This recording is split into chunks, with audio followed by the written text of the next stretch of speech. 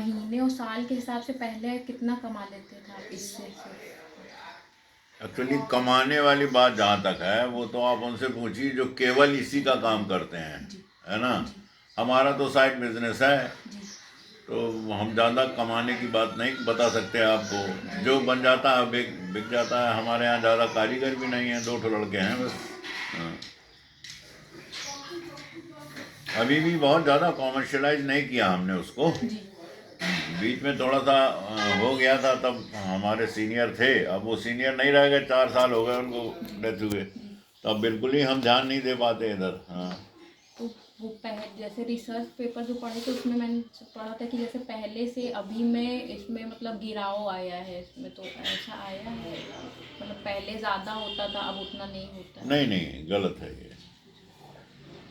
पहले खरीदार कम थे, हाँ बनाने वाले ज़्यादा थे, प्रोडक्शन कम था, सेल भी कम था। प्रोडक्शन बहुत कम था, हमने बताया तो 8 स्क्वायर इंच एक दिन में कटता था, अब 80 स्क्वायर इंच कटता, 10 गुना ज़्यादा कटता है। डिमांड अब बढ़ गई है पहले। डिमांड बढ़ गई है, उसका प्रचार बहुत हो गया है ना। जी पहले जो बायर थे वो बाहर से आने वाले केवल ईरानी थे। जी ईरान से भी 1 ही 2 लोग थे जो आते थे। जी अब तो एक्सपोर्ट होता है बहुत। जयपुर से भी एक्सपोर्ट होता है, दिल्ली से भी एक्सपोर्ट होता है, बॉम्बे से भी एक्सपोर्ट होता है, जी सारी जगहों से एक्सपोर्ट होता है। पहले एक्सपोर्ट नहीं होता था। जी पहले एक्सपोर्ट नहीं होता था। ईरानी जो कभी भूले भटके यहाँ आ जाते थे जी। तो वो ले जाते थे। तो इसकी जो डिमांड है वो ज़्यादा बाहर क्यों है यहाँ पे हैं? मतलब बाहर ज़्यादा डिमांड इसकी क्यों है देश में उतनी क्यों है? डेफिनेटली इंडिया में कम डिमांड है, बाहर ज़्यादा है। उनका पूछना है कि बाहर डिमांड ज़्यादा होने का कारण क्या है, अपने यहाँ कम यूज़ क्यों है? भाई बाहर लोगों के पास पैसा ज़्यादा है। हिंदुस्तान में जो पैसा इन्वेस्ट करते हैं लोग वो प्रेशियस स्टोन में इस्तेमाल करते हैं। जी बाहर लोग चाहते हैं कि कुछ ऐसी चीज़ मिले, नॉवेल्टी मिले कोई चीज़, है ना। जी precious stone, diamond, ruby, emerald तो सब जगह मिलता है, सब लोग पहनते हैं, लेकिन डेंड्राइट अगेट रेयर चीज़ जी है ना। It is rare natural occurring. तो वो लोग उसको इसलिए लेते हैं। जी। तो ऐसे लोग जो जिनके पास सरप्लस मनी बहुत है वो चाहते हैं कुछ हम नॉवेल्टी में खर्च करें, वो सदर लेते हैं। और इसको मतलब आगे और इंडिया में और पॉपुलर करने के लिए क्या किया जाना चाहिए मतलब जैसे ज़्यादा लोग जानते नहीं हैं? पॉपुलर करने के लिए क्या किया जा सकता है? एडवर्टीजमेंट। तो जब से योगी ने 1 डिस्ट्रिक्ट 1 प्रोडक्ट में इसको ले लिया है तब से काफ़ी इसका प्रचार प्रसार हुआ है। क्योंकि वो जहाँ कहीं भी यूपी के एग्जीबिशंस लगते हैं वहाँ बांदा के डिस्ट्रिक्ट का ये प्रोडक्ट वहाँ एग्जिबिट होता है। अभी रिसेंटली मोदी तो कहीं गए काफ़ी थे। लोग जान रहे हैं। अब हाँ। इंटरनेशनल जो यहाँ हमारे यहाँ कुछ ऐसी एग्जीबिशंस हैं, जैसे सूरज कुंड क्राफ्ट मेला है, या जैसे दिल्ली एक लगती है दिल्ली क्राफ्ट मेला है, या इंटरनेशनल फेयर जो लगता है उसमें भी हमारे स्टॉल्स लगते हैं। तो प्रचार प्रसार तो खूब है, ऐसा नहीं है। अब दिक्कत क्या है कि रॉ मटेरियल बहुत महंगा हो गया है, तो जो मार्जिन ऑफ प्रॉफिट था वो बहुत कम हो गया, और प्रोडक्शन मैकेनाइज्ड हो गया तो आसान हो गया। लड़के ज़्यादा सीख गए, है ना। उनको लगा कि हम आगे बढ़ें। गवर्नमेंट ने फाइनेंस करना शुरू किया। 25% सब्सिडी देती है गवर्नमेंट लोन पे, तो लोगों ने फाइनेंस लेना शुरू किया, तो प्रोडक्शन बहुत हो गया और रॉ मटेरियल अभी स्केर्स हो गया, कम हो गया बहुत। क्या ऐसी भी जिस संभावना हिसाब, है कि किसी स्टेज पर यह स्थिति आ जाए कि रॉ मटेरियल अवेलेबल ही ना हो? हाँ हो सकता है, ऐसी संभावना है। क्योंकि क्योंकि ये एक कोई ज़माने में जो एकदम पैरेलल लाइंस हम काटते थे डिपॉजिशंस की, अब लोग ऐसा नहीं है। अब अडील करके एक चीज़ होती है जो बहुत अनइवन सरफेस में पाया जाता है डिपॉजिशन। अब वो भी कटता है। किसी हमने जब शुरू किया था 70 में, तो हम अनइवन सरफेस में डिपॉजिशंस को इस्तेमाल नहीं करते थे। अडील बोलते हैं उसको। हम अडील कभी छूते नहीं थे, कभी अडील काटते नहीं थे, क्योंकि अब अडील ही कटता है बहुत ज़्यादा, मिल नहीं रहा। पहले जो एक्सकेवेट करते थे लोग, जो स्कर्ट करते थे, वो अड़ील उठाते नहीं थे, बीनते नहीं थे। अब तो 50% से ज़्यादा अड़ील आता है।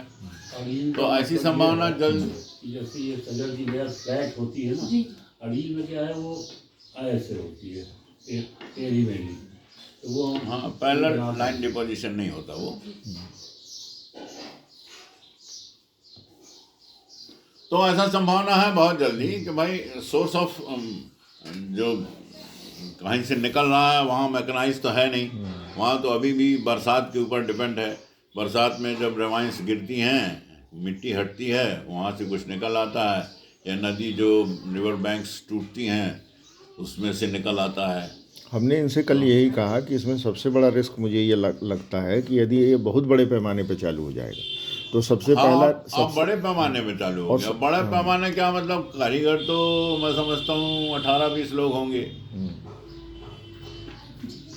कारीगर तो 18-20 लोग होंगे, है ना, लेकिन प्रोडक्शन ज़्यादा है, फास्ट है बहुत।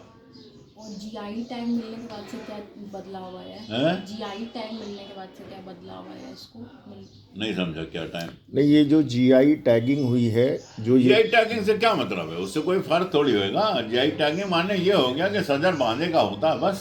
That's a type of recognition, तो इससे मतलब इसके geological identification. GI means geological identification. तो जियोलॉजिकल आइडेंटिफाइड हो गया कि भाई बांधे का सदर है, खत्म। तो इससे सेल पे कोई असर नहीं पड़ा? क्या मतलब उससे? न सेल पे न प्रोडक्शन, उससे क्या फर्क पड़ेगा? देखो अब जीआई दूसरा कोई क्लेम नहीं कर सकता कि सदर हमारा है, बस जीआई इतनी सी टैगिंग बात का है। सीधा जीआई सा टैगिंग मतलब है कि भाई जो जैसे आप किसी चीज का ट्रेडमार्क नहीं होता, ये सब अमेरिकन फंडे हैं जी और कुछ नहीं है। उसमें जीआई टैगिंग का मतलब ये हो गया कि ओरिजिनल चीज़ बांदा की है। बांदा की है, बस ये हो गया, रिकॉग्नाइज हो गया। पॉपुलर हो जाती है जब मिल जाती है। नहीं, तो देखो, पॉपुलर होने की बात ये है कि ये पॉपुलर तो था ही। जीआई टैगिंग का मतलब ये हो जाता है कि ये चीज़ यहाँ से ओरिजिनेट करती है। हाँ वही। क्लियर है ना? हाँ मतलब नोबडी कैन क्लेम कि ये चीज़ बांदा की नहीं है, पहली चीज़। दूसरी चीज़, ये केवल इससे मत कोरिलेट करो, तुम ओवरऑल कोरिलेट करो। तो जैसे यही काम अगर पूरे इंडिया में होने लगे तो भी बांदा के सामान की कीमत बढ़ी रहेगी हमेशा। बांदा का माना जाएगा वो, बस ये हुआ। और जैसे सर कह रहे थे कि जब जीआई टैग मिलता है तो मतलब फिर उसके बाद उसका प्रचार और जीआई टैगिंग से कोई बिजनेस का इन्फ्लुएंस, बिजनेस में कोई इन्फ्लुएंस नहीं है।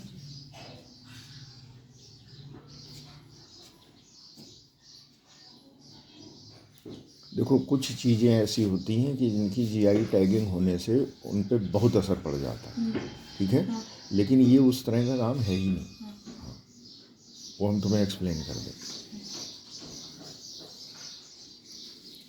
ये ऑलरेडी जितना कल से मैं समझ पाया हूँ कि जितना प्रोडक्शन हो रहा है उसकी सेल है और ठीक ठाक सेल है, बल्कि उसकी रॉ मटेरियल की सप्लाई भी कम है, बनाने वाले भी कम हैं, उसकी तुलना में ख़रीदने वाले हमेशा से ज़्यादा हैं, आज भी हैं, ऐसा मुझे समझ में आता है। और उसमें सबसे बड़ा रिस्क है कि अगर ये प्रोडक्शन बहुत बड़े पैमाने पे हो गया तो जो रॉ मटेरियल का सोर्स है वो ये ख़त्म हो जाएगा, और वो ख़त्म हो गया तो ये जो चल रहा है ये भी ख़त्म हो जाएगा। मतलब इसकी एक लिमिट है कि साल में लगभग इतना निकलेगा, ये नहीं कि चाहे जितना भी निकाल दो ऐसा नहीं।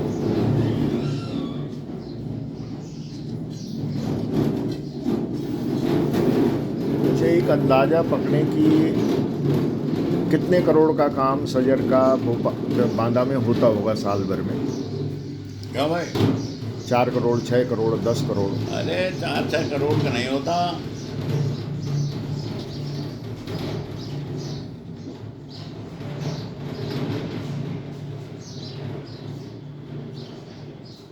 हमला 20 लाख पर मंथ होगा भैया मेरे मैं समझता हूँ 12-13 लोग कुल हैं बनाने वाले, इससे ज़्यादा नहीं है भाई। निम्नी पार में 4-5 लोग हो गए, कैलाश भैया हो गए, हम हो गए, आपने आजकल बंदा कर रखा, आपको भी गिन लेते हैं, मान लीजिए आप हो गए, तो ऐसे करीब 12 लोग हैं। तो एक महीने में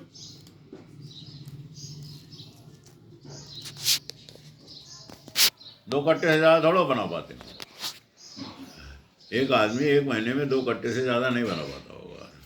राजस्थान में मान लो 10 आदमी लगाए हैं तो ज़्यादा बना लेते होंगे। तो 2 कट्टा माल बना, मान लीजिए 1 लाख रुपए का है, 2 लाख का बेचा तो 12 दूनी 24 लाख ये हो गया, और इतना ही मान लो 24 लाख उनका मान लीजिए हो गया, तो 40 लाख रुपया पर मंथ का प्रोडक्शन है पूरे बांदा का। अच्छा, इसमें लगभग कितने मतलब आप अपनी छोड़ दीजिए, क्योंकि आप लोग तो मतलब इस काम को करवा रहे हैं, इमेजिनेशन, डिज़ाइन, ये सब आप ही लोगों के लेवल पे है। आप जो बताते हैं नीचे के कारीगर वैसा कर देते हैं। तो आप लोगों को बाहर करके यहाँ कितने लोग हैं जिनको इससे रोज़गार मिला हुआ है?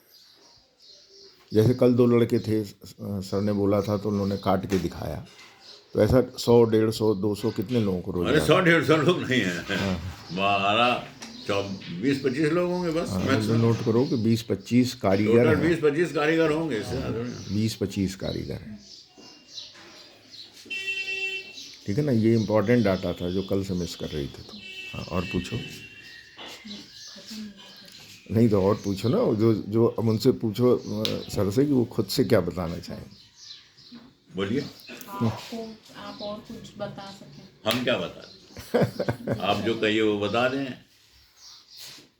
इनका एक तर्क ये है, ये कल भी पूछ रही थी कि इस देखिए एगेट बहुत कॉमन पत्थर है, ये मैं भी जानता हूँ, लेकिन डेंड्राइट अगेट कॉमन पत्थर नहीं है, सजर इज़ यूनिक। तो 2 चीज़ें हैं इनकी। इनका कहना है कि जो प्रेसियस स्टोन है उसकी हर क्वालिटी डेंड्राइट अगेट में है, फिर भी उसके हिसाब से उसकी कीमत क्यों नहीं? कीमत क्यों नहीं है? हाँ, ये बात तो है, फिर भी उसके हिसाब से इसकी वैल्यू कम है ना। देखिए मेरे पास कहीं पड़ा है, तो लिटरेचर दे दूँ आपको।